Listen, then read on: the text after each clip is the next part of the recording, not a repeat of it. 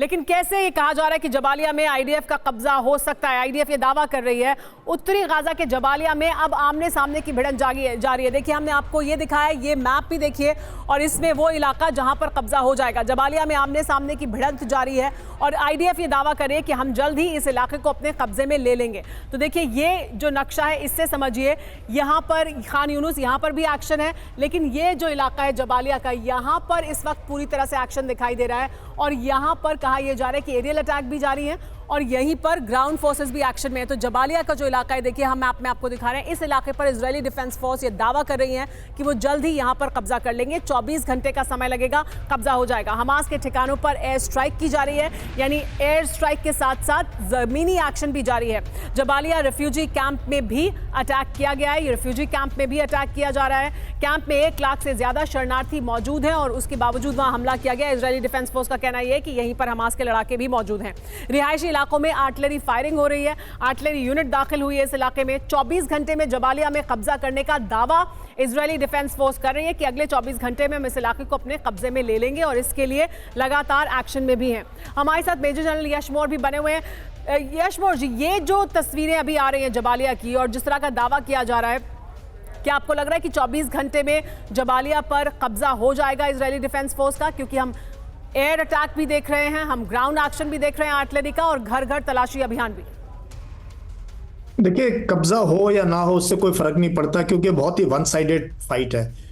Hamas के पास या लोगों के पास ना प्रोटेक्शन है, ना एयर डिफेंस है, ना आर्टिलरी है, ना एयर फोर्स है, कुछ नहीं है। तो इजराइल जितना चाहे उतना बर्बाद कर सकता है। 60 से 70% घर बर्बाद हो चुके हैं, 17,500 लोग मारे जा चुके हैं। कहते हैं उससे ज़्यादा लोग तो इमारतों का जो रबल पड़ा है उसके नीचे दब गए हैं परमानेंटली।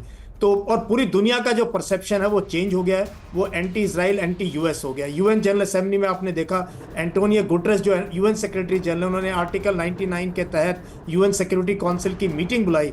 उसमें किस प्रकार के आंकड़े यूनाइटेड नेशंस ने दिया, वो दिल दहलाने वाले हैं। और उसमें भी बहुत ही बेशर्मी से यूएस अकेला देश था, 13 देशों ने इसके फेवर में वोट किया यूएनएसजी के कि सीज फायर बुलाए। यूके ने एब्सटेन किया, लेकिन यूएस ने इसको वीटो किया।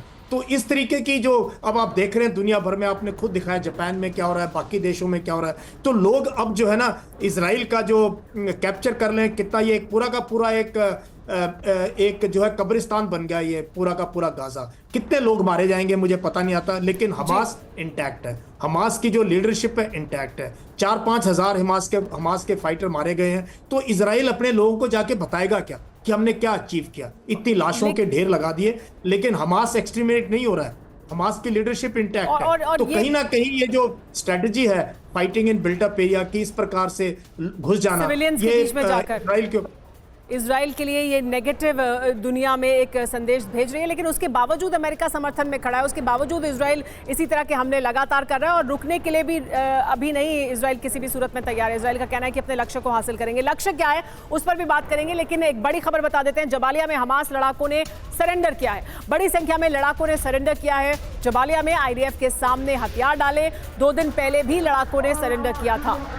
अब क्योंकि ज्यादा विकल्प बचे नहीं हैं तो हमास के लड़ाके सरेंडर भी कर रहे हैं। जैसा कि अभी मेजर जनरल यशमोर कह रहे थे कि एयर डिफेंस नहीं है या उस तरह से एरियल पावर उनके पास नहीं है जिसका जवाब दे सके। ग्राउंड फोर्सेस के पास उस तरह का आर्टिलरी मौजूद नहीं है जिस तरह के हथियारों के साथ अब इजराइल अंदर घुस रहा है और सिविलियंस के इलाके में मौजूद है। लेकिन ये तस्वीरें भी अपने आप में विचलित करने वाली हैं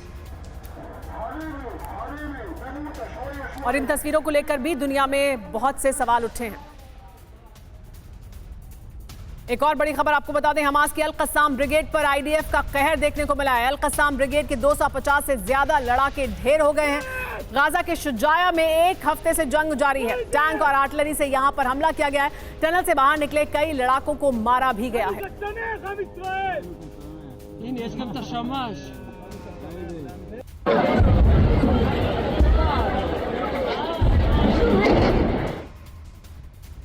एक और बड़ी खबर आपको अल-कस्साम से जुड़ी हुई बता दें। अल-कस्साम के ठिकानों पर कैसे मौत बरस रही है इसको देखिए। मारे जा चुके हैं 6000 से ज्यादा लड़ाके। आईडीएफ ने अल-कस्साम के ठिकाने तबाह कर दिए हैं पूरी तरह से। उत्तरी गाजा में मारे गए हमास के लड़ाके, ऐसी जानकारी मिल रही है। बीते कुछ दिनों में सैकड़ों लड़ाके मारे गए हैं। आंकड़ा कहा जा रहा है कि 5 से 6 हजार का है जो मारे गए हैं अभी तक हमास के लड़ाके।